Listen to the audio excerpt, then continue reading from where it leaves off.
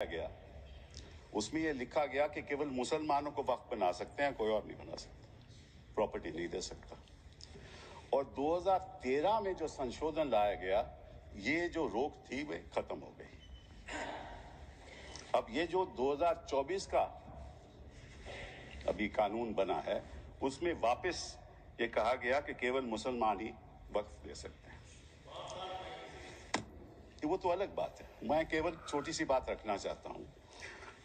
मैं as far as the 17th century, and I'll give you a judgment of the Madras High Court, which observed that it is common for the Hindu zamindars to have Muslims in their territories to make Muslim endowments. Similarly, in Arur Singh versus Badr Deen, Lahore High Court upheld the right of a Hindu to make waqf of his property for a Muslim graveyard. After independence, Nagpur High Court upheld the right of a non-Muslim to create waqf. और हमारे प्रधानमंत्री जी, इनकी मैं बड़ी इज्जत करता हूं, हमेशा कहते हैं वन नेशन वन लॉ।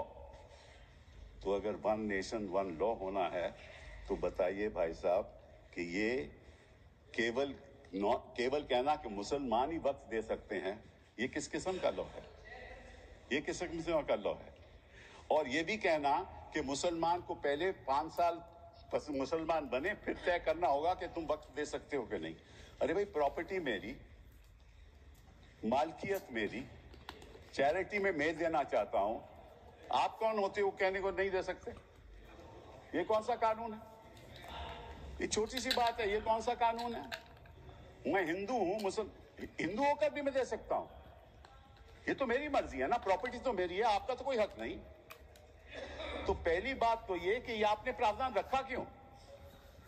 अगर आप वन नेशन वन लॉ की बात करते हो कि सारे धर्मों पे लागू करो, कोई भी दे सकता है। पहली बात है। दूसरी बात एक नड्डा साहब ने बड़ी अच्छी कही कि देखिए ये कितनी एकर्स प्रॉपर्टी औकाफ की है, वक्फ की है।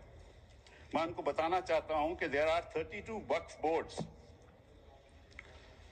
in this country, in different states, merely supervise administration of waqf properties in their respective states. But, please note kar lijiye Nadda ji, total area of Hindu religious institutions in Tamil Nadu, Andhra Pradesh and Telangana respectively is 4,47,000 in Tamil Nadu, 4,65,000 in Andhra, 87,000 in Telangana, 723 acres with Tirumala, Tirupati.